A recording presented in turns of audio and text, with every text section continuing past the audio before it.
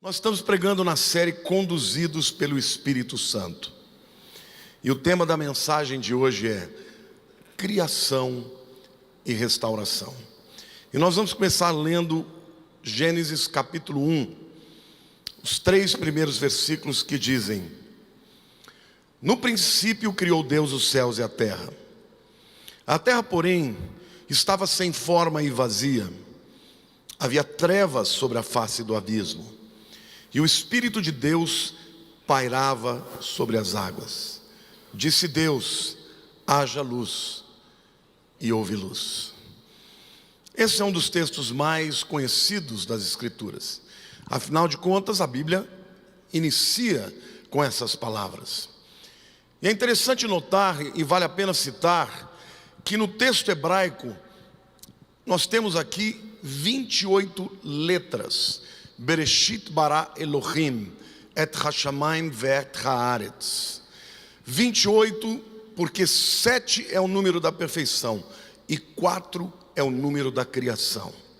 Então Deus, de maneira proposital, está deixando a sua assinatura, o seu design, mostrando que Ele é o Senhor de todas as coisas. Mas, diferentemente do que muita gente acredita, este texto não fala somente da criação.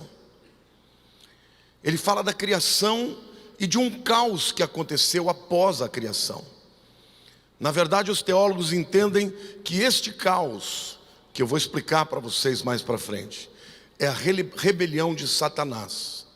Quando Satanás se rebelou contra Deus e 1/3 dos anjos se rebelaram juntamente com ele e vieram contra Deus, foram expulsos dos céus, mas o universo se tornou caótico. E a partir do versículo 2, Deus começa a restaurar, a recriar todas as coisas. Mas o Espírito de Deus quer que você saiba que a semelhança da criação dos céus e da terra e do processo que aconteceu de rebelião, de caos, o mesmo aconteceu com a criação do homem. Deus cria o homem e o coloca num lugar perfeito, um ambiente perfeito de amor, de segurança, de verdade, de inocência. E o homem agasalha no seu coração a rebelião. E como consequência desta rebelião, veio também o caos. E semelhante a criação do universo que Deus começa a recriar, Deus também dá uma oportunidade para a humanidade e começa a recriá-lo no processo do novo nascimento. Amém? Quantos estão dispostos a olhar para este texto da palavra de Deus e aprender revelações tremendas nessa noite? Diga amém. Então vamos lá. Esfregue as mãos assim, olhe para o irmão do teu lado e fica, te prepare, porque você vai receber muito ensinamento e revelação. A gente aprende nesse texto que no princípio era Deus. Queridos, o princípio de tudo é Deus. Ele é a nossa origem, a nossa causa primeira. Todas as coisas vêm dele e vão para ele. Ele é a origem e ele é o destino. Então, esta afirmação, ela refuta abertamente o ateísmo. Porque no princípio era Deus, e não no princípio era o Big Bang.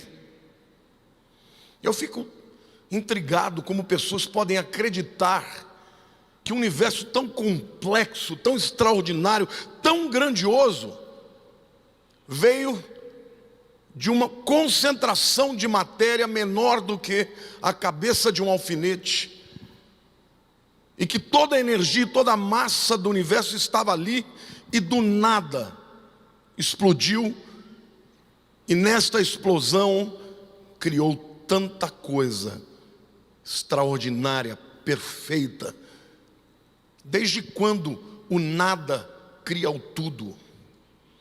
Desde quando o caos gera ordem? Desde quando, meus irmãos? Desde nunca. Esta afirmação também refuta o materialismo. Porque no princípio Deus não é a sua criação, Ele é distinto da sua criação. Deus criou todas as coisas. Deus criou a formiga. Ele não é uma formiga, ele não é uma planta, ele não é uma matéria, ele não é uma força inanimada. Deus é uma pessoa, é um ser extremamente poderoso, inteligente, que decidiu, segundo o beneplácito da sua vontade, criar os céus e a terra. Amém? Glória a Deus. Energia sem inteligência não tem criatividade. Sabe, eu quero dar aqui para vocês alguns números, só para vocês terem uma vaga ideia do tamanho do Deus que você crê. A distância do Brasil, a distância do planeta Terra, também do Brasil, até o nosso Sol, é de 150 milhões de quilômetros. Longe, né? Mas apesar disso, a luz do Sol, ela demora 8 minutos para sair de lá e chegar até aqui. 8 minutos, 150 milhões de quilômetros. Imagine você que esta distância pudesse ser comparada à espessura de uma folha de papel sulfite. Imagine comigo uma folha de papel sulfite, aquela espessura seria a distância da Terra até o Sol. A próxima estrela depois do Sol, ela estaria mais ou menos a uma distância comparada a uma pilha de 25 metros de altura. A próxima estrela, se a espessura de uma folha de papel são 150 milhões de quilômetros, a próxima estrela está a uma espessura de 25 metros. Olhe para o teu irmão do lado e diga assim: é muito longe. Em termos de velocidade, de distância, está a 4,42 anos-luz. A luz do Sol demora 8 minutos para chegar à Terra, mas nesta estrela demora 4,42 anos, viajando a 300 mil quilômetros por segundo. É só a primeira estrela. Eu quero falar aqui algumas coisas para você entender um pouquinho de grandeza. O diâmetro da nossa galáxia, quantos aqui sabem que nós habitamos na Via Láctea?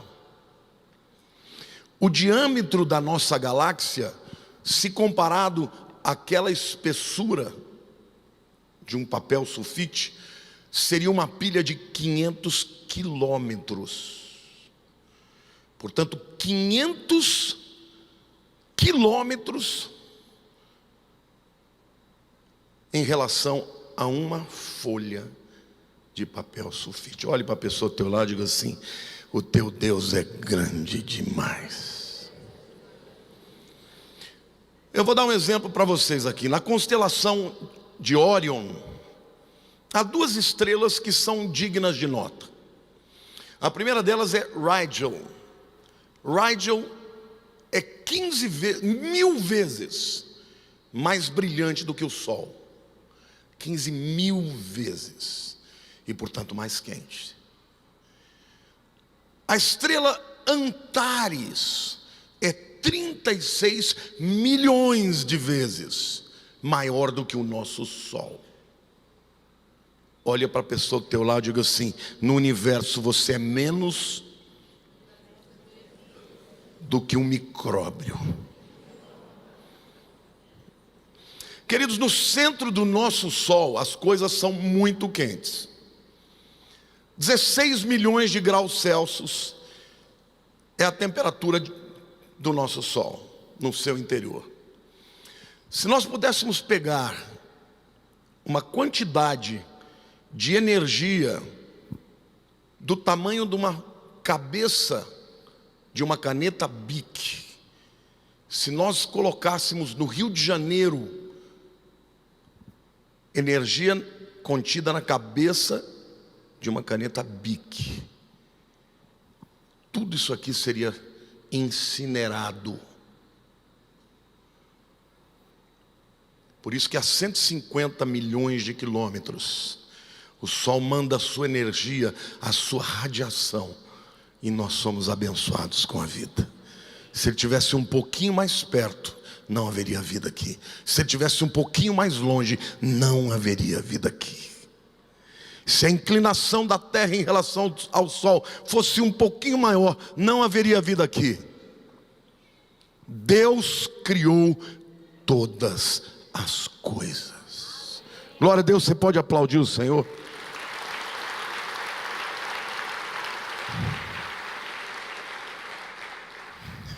Os cientistas dizem, irmãos, que a energia irradiada pelo Sol em um segundo, a energia irradiada pelo Sol em um segundo, contém mais energia do que toda a energia gasta no planeta Terra desde a sua criação. Um segundo. Diga para a pessoa do teu lado: você não é nada. Então, meu querido, Deus é a fundação de toda a verdade. A vida aqui não diz respeito a nós. Por isso, no princípio, Deus. Nós vivemos num tempo onde as pessoas dizem: no princípio, eu. Isto é loucura. Isto é absurdo. Queridos, toda vez que Deus deixa de ser o centro da tua vida, o que vem como consequência é o caos. Falsos sistemas de teologia, de filosofia, começam com o homem. Mas você não é o centro de tudo. Para que haja uma vida plena, Deus precisa fundamentar a nossa existência. Ele tem que ser o centro de todas as coisas, a começar do nosso coração. Amém? Portanto, em todos os seus pensamentos, fundamente a Deus. Em todos os seus sentimentos, em todos os sonhos, em todos os planos, consulte a Deus. Porque na presença de Deus há equilíbrio, há vida. Mas na sua ausência há caos, há escuridão. Mas Deus, apesar de ter permitido esta rebelião, e quando a gente pensa na rebelião, a gente fica pensando: essa foi uma guerra de igual para igual, onde Deus era um pouco mais forte. Não, meu querido, não teve guerra. Deus falou: rua para o diabo. E imediatamente ele caiu com um terço dos anjos que se rebelaram. Mas Deus permitiu. Mas ainda que ele tenha permitido, ele não deixou o universo à mercê do caos. Ele tinha um plano. O plano de Deus era recriá-lo, renascê-lo, assim como quando o homem se rebelou e se tornou a parte do conhecimento de Deus, Deus tinha um plano de restauração. O Deus que nós cremos é um Deus de restauração. Eu profetizo na tua vida, você que entrou aqui, Deus vai restaurar aquilo que está quebrado, porque este é o chamado, esta é a natureza de Deus. Ele é um Deus de restauração, em nome de Jesus.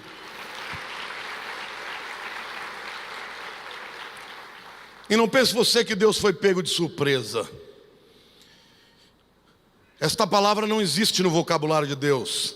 Não existe essa coisa de Deus: meu Deus, não esperava por essa. Não, ele já sabia. A palavra de Deus em Efésios 1:4 diz assim, no que diz respeito à restauração da tua vida: Deus já te conhecia lá na eternidade. E a Bíblia diz assim: assim como nos escolheu nele antes da fundação do cosmos, para sermos santos e irrepreensíveis perante ele. Diga assim: Deus me escolheu antes de qualquer coisa ser criada, antes do universo ser criado. Ele já conhecia o seu nome. Como é que a gente vai lidar então com essa verdade? Primeiro, com temor e tremor, porque ele é grandioso. Segundo, com espírito de adoração, porque esse Deus que é tão tremendo escolheu fazer de nós seus filhos, não somente suas criaturas, mas seus filhos. Por isso devemos, além de adorar, confiar nele. confia no Senhor de todo o teu coração. E não te estribes no teu próprio entendimento. Reconhece-o em todos os seus caminhos. E Ele endireitará, restaurará as suas veredas. Quantos aqui creem que Deus é um Deus de restauração? O diabo pode ter feito algo muito terrível na tua vida, mas Deus pode refazer o que foi quebrado. A segunda reflexão que a gente vê no texto é que a terra era sem forma e vazia, pelo menos essa é a tradução, mas não é uma boa tradução no Gênesis. Verhaaretz hayetat tohu vavohu, está no hebraico, que significa literalmente, e a terra se tornou um caos. Deus criou o universo de maneira perfeita, mas a terra se tornou um caos. Não é que ela já era um caos. Deus não criou a partir do caos, Deus criou a partir do nada. No latim é ex nihilo, do nada. Não foi do caos que Deus criou o universo. Deus criou o universo a partir do nada, a partir de si mesmo. E a prova disso, que a partir do versículo 2, o verbo usado não é mais Bereshit bará, não é bará mais, mas é assá. Deus criou, Satanás se rebelou, o caos aconteceu e Deus deu ordem ao caos, fazendo de novo aquilo que ele já havia construído. Amém? É mais ou menos o seguinte: Deus criou a madeira, mas o homem faz uma cadeira a partir da madeira. Então isso significa, meu querido, que este caos produzido por Satanás é paralelo ao caos produzido também por Satanás na vida do homem. E não foi menos trágico a rebelião de Lúcifer, ou a rebelião de Adão em relação à rebelião de Lúcifer, porque o homem passou a ficar alheio. E eu quero te fazer uma pergunta sincera: você conhece alguém que, por mais que você pregue, não consegue aceitar Deus porque não entende? Quantos conhecem alguém assim? Às vezes pessoas cultas, letradas, sábias. 1 Coríntios capítulo 2, versículo 14 diz assim: ora, o homem natural não aceita as coisas do Espírito de Deus, porque lhes são loucura, e não pode entendê-las, porque elas se discernem espiritualmente. O homem sem Deus nos acha loucos. Graças a Deus, porque a loucura de Deus é mais sábia do que a sabedoria dos homens. Não peça para alguém entender com o intelecto, com a finitude da mente humana, entender a Deus. Ele não entenderá, a menos que o Espírito de Deus revele a ele. Efésios 4,18 diz: obscurecidos de entendimento, alheios à vida de Deus, por causa da ignorância que vivem pela dureza do seu coração. O homem sem Deus não o compreende. O homem sem Deus não se compreende. O homem sem Deus não compreende o seu semelhante. O homem sem Deus vive nas trevas, vive no caos, vive à parte de Deus, por causa do seu estado de rebelião. E a prova disso, irmãos, é que o mundo cada vez mais caminha para o caos. Nós vivemos na chamada era do pós-modernismo. Os pós-modernos são aqueles indivíduos que acreditam que não há verdade absoluta. Ninguém pode ditar regras, não há um código de regras, não há um código moral. Alguém diz: eu vou aceitar um código moral de um Deus invisível. Mas quando o homem rejeita a moral, a verdade, a bondade de Deus, o que sobra para ele é caminhar para o caos. Mas eu quero lhe dar uma boa notícia: Deus é um Deus que está operando hoje. Se de um lado a gente vê a apostasia, a Bíblia profetiza isso: nos últimos dias muitos apostatarão da fé, dando ouvidos a espíritos enganadores e doutrinas de demônios. Mas a Bíblia também profetiza que o lavrador espera o precioso fruto, aguardando as primeiras e as últimas chuvas. As primeiras chuvas do Espírito Santo caíram no dia do Pentecostes, mas as chuvas do Espírito Santo, as últimas, produzirão a maior colheita de salvação de almas de todos os tempos. Nós estamos vivendo esse tempo. Amém, igreja?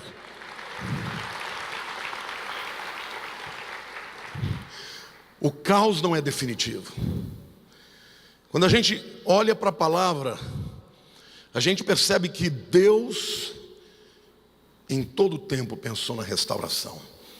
Neemias 9,6 diz assim: só tu és Senhor. Diga: só tu és Senhor.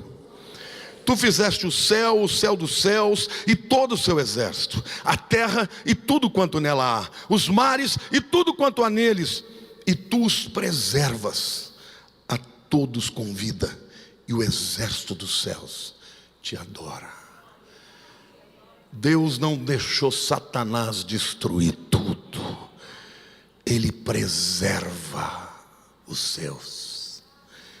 Jó capítulo 12, de 7 a 9 diz assim, e Jó está escrevendo de maneira poética, ele diz assim: mas pergunta agora às alimárias, e cada uma delas te ensinará, e as aves dos céus, e elas te farão saber. Ou fala com a terra, e ela te instruirá. Até os peixes do mar te contarão. Qual entre todos estes não sabe que a mão do Senhor fez isso? Jó está dizendo que até os seres, as bestas feras, os seres que não têm inteligência, raciocínio, até eles sabem que quem os criou foi Deus. Meu querido, você é obra das mãos do Picasso do universo. Você é obra das mãos do Beethoven do universo. Você é obra das mãos do maior artífice de todos, o Deus Criador, que nos criou à sua imagem e semelhança, para termos comunhão com Ele. Amém? Você não é qualquer porcaria, você é filho do Deus vivo. Você foi criado por aquele que é o maior de todos, o Rei dos reis, o Senhor dos senhores. Salmo 90 diz assim, essa é uma oração de Moisés: Senhor, Tu tens sido o nosso refúgio de geração em geração. Antes que os montes nascessem e se formassem a terra e o mundo, de eternidade em eternidade, Tu és Deus. Queridos, o teu Deus é maior do que a eternidade. Antes da eternidade, Ele já era Deus. Amém? Ele cuida de nós, Ele cuida de nós, Ele tem no controle da sua mão. A palavra de Deus diz que na palma da sua mão está o controle de todo o universo. Amém? Salmo 100, versículo 3 diz: sabei que o Senhor é Deus, foi Ele quem nos fez, e dele somos o seu povo e rebanho do seu pastoreio. Diga assim: sabei que o Senhor é Deus. Agora coloca na primeira pessoa: foi Ele quem me fez, e dele eu sou o seu povo e rebanho do seu pastoreio. Sabe aquele pastor que andou na terra há 2000 anos atrás e que por 3 anos encantou todas as pessoas, atraiu as multidões? Sabe aquele pastor chamado Yeshua, Jesus de Nazaré? Ele é também o eu sou, Ele é também o verbo, Ele também é a palavra que criou no princípio todas as coisas. E aquele que é todo poderoso, onipotente, onisciente, onipresente, se apequenou, se esvaziou, se tornou um de nós, para revelar aos homens o coração de Deus. Então, meu querido, apesar do caos, existe esperança. Apesar das quedas, Deus nos levanta. Deus sempre teve e sempre terá um plano de restauração na tua vida. A terceira reflexão que eu faço é a presença do Espírito na recriação. E o texto diz: e o Espírito de Deus pairava sobre as águas. Veruach Elohim merachefet al pnei hamaim. Essa palavra pairava, rahaf, no hebraico, é literalmente o verbo usado por uma ave que bate asas sem sair do lugar. Sabe quando a mãe águia vai chegando perto dos seus filhotes e ela começa a bater águas tão fortes e tão poderosas que os seus filhotes já estão em estado de pular do precipício, porque as águias nascem nos lugares altos, mas elas não vão querer saltar para o abismo. Então a mãe vem e começa a bater as asas, e o vento que ela faz é tão poderoso que as águiazinhas caem no abismo. E quando elas pensam que vão cair para a morte, na verdade elas descobrem uma natureza e uma capacidade de voar para os lugares altos. Querido, é Deus, é o Espírito de Deus quem sopra a vida sobre a criação. O caos não poderia se refazer, a vida não poderia vir do nada e da morte. Mas quando o Espírito de Deus começa a soprar e pairar e aventar, a vida renasce. Eu diria para você que talvez hoje você precise de uma ventania do Espírito sobre a sua vida. Uma ventania para renovar a esperança. Uma ventania para te fortalecer. Você que está fraco, você que está acabrunhado, você que está abatido. O Espírito Santo de Deus, aquele que ressuscitou Jesus dos mortos, é Ele quem traz a vida onde há o caos. Talvez você tenha entrado aqui hoje dizendo: mas na minha vida não tem mais jeito. Você que não sabe. Porque quando Deus quer levantar alguém, Ele faz de tudo. Ele te encurrala, Ele te espreme, Ele até se dizer: Deus tem misericórdia de mim. Aí começa a vir aquela brisa vai aumentando. É o Espírito Santo de Deus. Queridos, quantas pessoas nunca nem conversam com o Espírito Santo? Às vezes eu estou recebendo pessoas na internet que dizem assim: pastor, mas a gente pode falar com o Espírito Santo? Jesus não mandou orar ao Pai em nome dele? Para de frescura, meu irmão.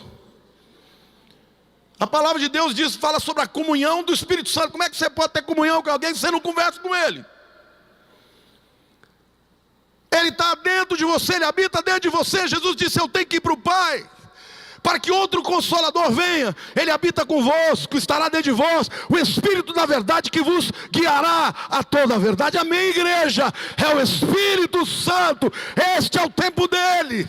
É o tempo do Espírito ministrar vida sobre a igreja. Mas por que eu estou tão abatido? Porque você está na carne. Porque quem anda no Espírito não anda na sua força. Uma das loucuras de Deus é essa. No mundo que nós vivemos, o camarada que é forte, aquele que é habilidoso, que tem dons, que talentos, que tem inteligência, que é loquaz, que é influente, nada disso produz vida. O que produz vida é a fraqueza.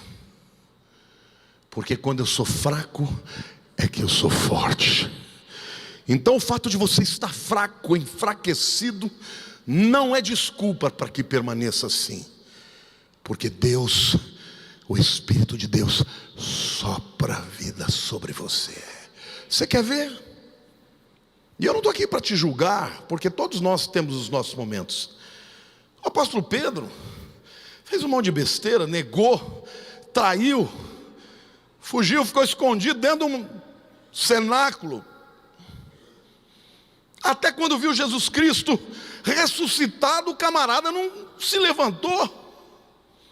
Mas um dia, eles estavam lá esperando, e veio do céu um som impetuoso, e o Espírito Santo veio sobre eles, e aqueles homens que temiam saíram de lá, cheios do Espírito, e ninguém mais pôde detê-los. Você está buscando a tua força na fonte errada. Está buscando a tua força na realização profissional, miserável homem que você é. Está buscando a tua força na aceitação dos homens. Maldito homem que confia no homem. A tua força está em Deus. Aplauda o Senhor, diga eu creio.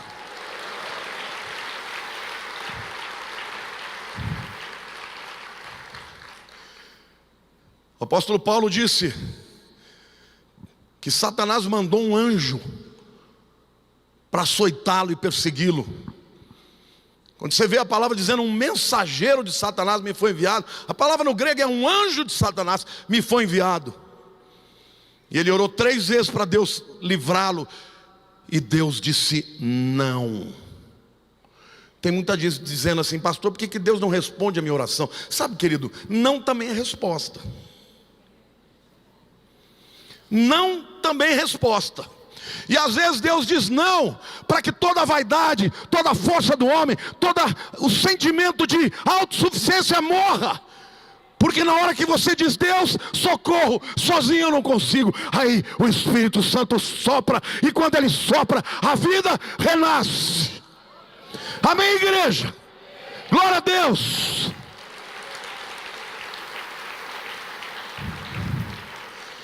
Deus não abandonou a terra, Ele a recria através do Espírito. Deus não abandonou você, mesmo que você tenha vivido um caos. O Espírito Santo, portanto, é a primeira necessidade de qualquer cristão que precise de vida.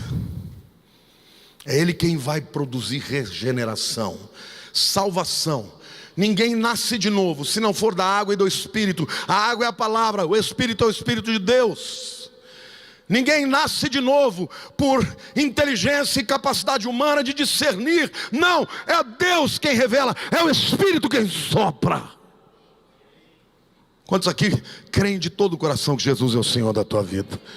O Espírito Santo já soprou na tua vida, deixa Ele soprar mais. Hoje o homem tem tantos instrumentos e paliativos para trazer respostas às suas necessidades, que a última fonte que ele busca é Deus. É por isso que eu gosto de ver o que Deus está fazendo no meio das igrejas, onde o povo não tem dinheiro, não tem plano de saúde, onde o povo não tem esperança, às vezes não sabe nem ler direito, mas os milagres acontecem. Por quê? Porque eles não têm a ninguém a recorrer, então recorrem a Deus. Mas por que você e eu, só para variar um pouco, não paramos de buscar as fontes humanas e buscamos a Deus? 1 Coríntios 12:3 diz assim: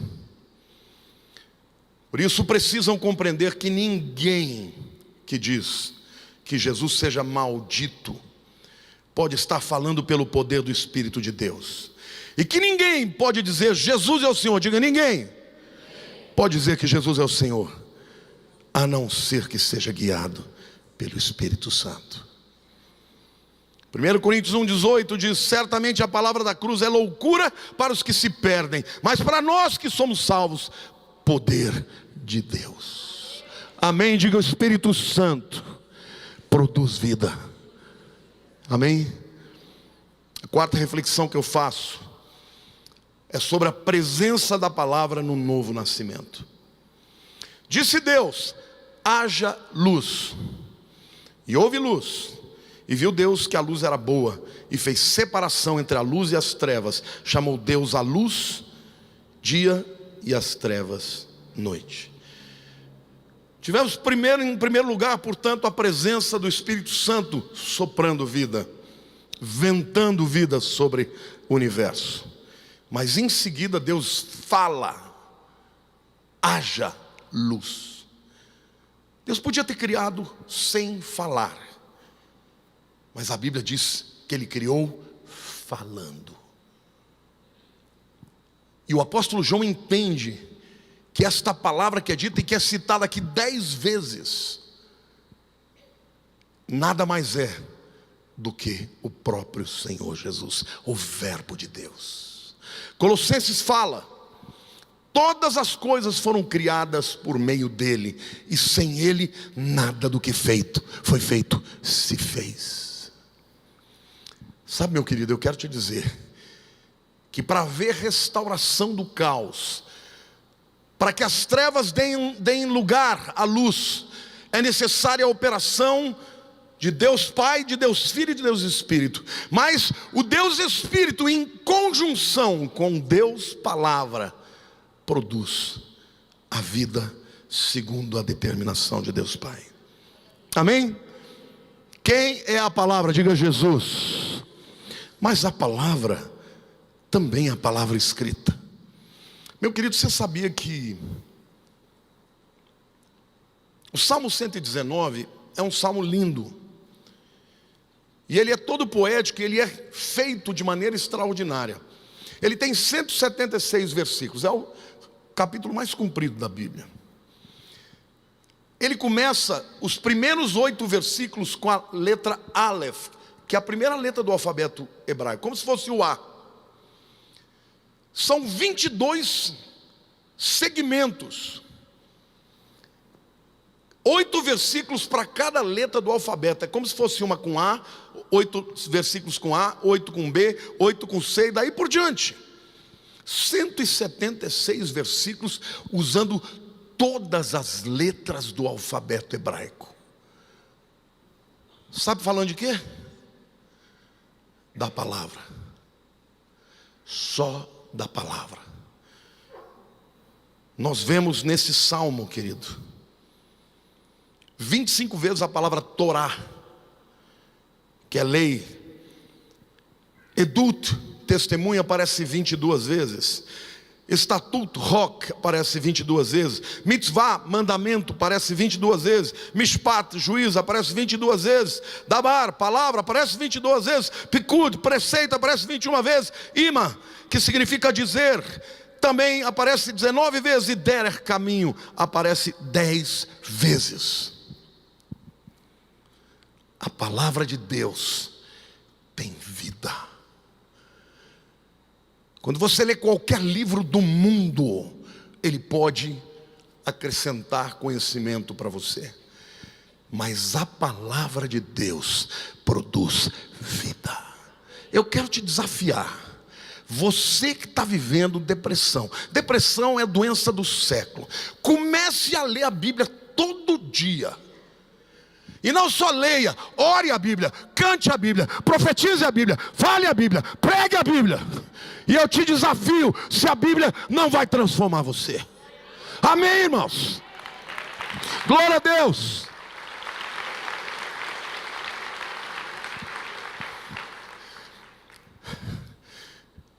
Eu tenho sentido um sentimento de urgência como nunca.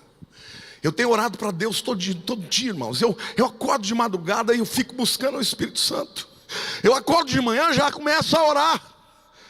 E eu tenho dito para o Senhor: Senhor meu Deus, eu quero viver todos os minutos da minha vida até o fim, para a honra e glória do teu nome.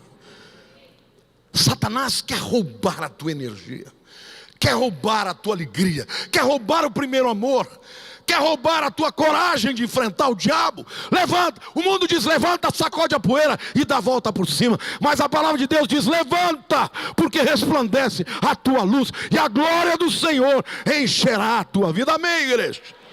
O povo que andava em trevas viu a sua maravilhosa luz, e os habitantes da sombra da morte, resplandeceu-lhes a luz. A luz vem da palavra. ventada pelo Espírito de vida. Ao invés de você ficar choramingando, lambendo as feridas, comece a andar por fé na palavra. Porque vida de fé não são sentimentos. Você acha que eu também não tenho sentimentos? Você acha que eu também não fico abatido na alma? Mas eu já descobri uma coisa: ficar abatido, reclamar, não resolve. O que resolve é obediência. O que resolve é andar de fé em fé na palavra de Deus. O caminho de Deus é perfeito. Aleluia, igreja. Eu quero declarar e profetizar que está vindo um grande mover, um grande avivamento sobre a terra. A terra está sendo preparada para receber o noivo, para receber o Rei dos Reis, e o Espírito Santo está se revelando. O diabo, em alguns lugares, a luta lá do outro lado do mundo, lá no Oriente Médio, não é essa coisa de, eu estou triste. Não, lá vai aceitar Jesus, vai morrer. Não pode pregar. Eu recebi o pastor de uma igreja de 11 mil crentes no Egito. Ele disse, eu perguntei para ele, como é que o povo se converte se não pode pregar? Ele falou, Jesus aparece. Jesus se revela, e quando Ele se revela, as pessoas estão dispostas a morrer. O Espírito Santo está movendo na terra. Agora, igreja, nós somos privilegiados. Vivemos numa nação livre. Levante a tua cabeça. Viva para Deus, invoque a presença do Espírito Santo. Leia a palavra, profetize a palavra, resista ao diabo pela palavra. E você vê se ele não vai fugir de você. Mas eu estou fraco. Que bom. Porque o poder de Deus se aperfeiçoa nas nossas fraquezas. Amém. João 6,63. Jesus diz: o Espírito é o que vivifica. Diga: o Espírito é o que vivifica.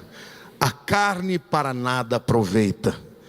As palavras que eu vos tenho dito são Espírito e são vida. O que você vai escolher? Andar na palavra e no Espírito de Deus, ou se entregar para os ataques do diabo? Ele não vai jogar limpo, ele joga sujo. Ele conhece as suas fraquezas. Primeiro ele te tenta, depois te leva ao pecado, depois te acusa, e o objetivo dele é roubar, matar e destruir. Mas o Deus Todo-Poderoso está te dizendo: eis que faço novas todas as coisas. Creia nele, viva para ele, e Deus vai restaurar a tua vida, vai trazer vida para você de novo. Feche os seus olhos. E em primeiro lugar, eu quero pedir que você fique de pé. Mas eu quero pedir que você, meu querido, fale com Deus hoje. Existe uma unção de restauração aqui hoje. Uma unção de restauração. E se você está quebrado, se você está triste, você vai sair, vai vir aqui no altar, vai botar a tua cabeça aqui no altar e vai tocar nesse lugar e vai dizer: Deus, eu quero ser renovado. Eu quero, meu Deus, ser cheio do teu Espírito. Sai do teu lugar, pode vir. A igreja comece a adorar. Talvez você esteja cansado. Talvez o inimigo esteja dizendo para você que você já caiu tantas vezes, que você já fraquejou tantas vezes, que não tem mais sentido você vir aqui à frente. Mas o Senhor me manda te dizer que Jesus, o pastor, deixou 99 ovelhas para buscar uma. Hoje vai haver festa no céu. Vai haver festa no céu, porque você, meu querido, enquanto há vida, você tem a oportunidade de deixar Deus fazer. Então saia do teu lugar. Se você hoje está aqui, se o inimigo está dizendo, não adianta, você já fez isso tantas vezes, e o Senhor está te dizendo, vem, porque a obra que eu comecei eu vou completar. Talvez você esteja fraco, cansado, porque Satanás fez um rebuliço na tua família. Talvez tenha sido na vida financeira, talvez seja na tua saúde. Mas vem para o altar. O altar é o lugar da restauração. O altar é o lugar onde Deus vai tocar na sua vida. E o Espírito Santo está hoje querendo trazer vida, está hoje querendo ventar sobre você. Saia do teu lugar, meu querido. Saia. Hoje é dia de restauração. Hoje é dia de ressurreição. Hoje é dia de vitória. Hoje é dia de vida.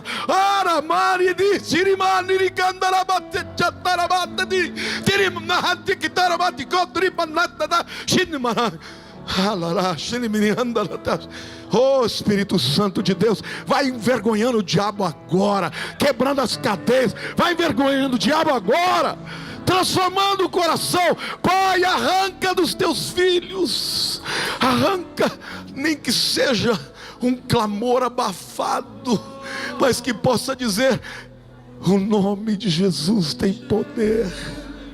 Poderoso esse nome é. A única coisa que Deus espera da gente é constância na obediência. O dia que você não tiver afim, continue servindo ao Senhor. O dia que você estiver alegre, sirva ao Senhor. O dia que você estiver com medo, sirva ao Senhor. O dia que você estiver exuberante, sirva ao Senhor. Só Ele é que garante que nós vamos cruzar a linha. Nós somos selados com o Espírito Santo de Deus até o dia da redenção. Nosso irmão falou que ele sonha com arrebatamento, ele deseja. Eu desejo. Eu falo para Deus, esse é o meu maior desejo. Ver o céu se abrir e o sinal do Filho do Homem aparecer sobre mim. E ouvi o Senhor me dizendo, filho, foste fiel no pouco, sobre o muito te colocarei. Entra no gozo do teu Senhor.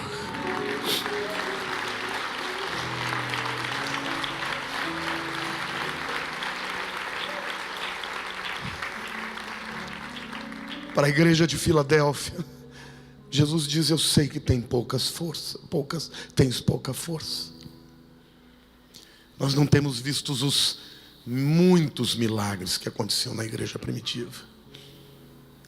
É uma igreja fraca, perto daquela que nasceu no Pentecostes. Mas Jesus disse, mas eis que eu ponho uma porta aberta diante de ti, que ninguém pode fechar. É o tempo da oportunidade, é o tempo da salvação. Este é um tempo em que o engano vai se multiplicar. E a única maneira de estarmos guardados e protegidos é firmes na palavra, na graça de Cristo e no poder do Espírito Santo. Levante a mão para os céus. Que a graça maravilhosa de Jesus, que o amor do Pai Celeste e as consolações do Espírito Santo, Ruach HaKodesh, sejam com todos os filhos de Deus, todos os dias, guardados até o dia da redenção. Amém.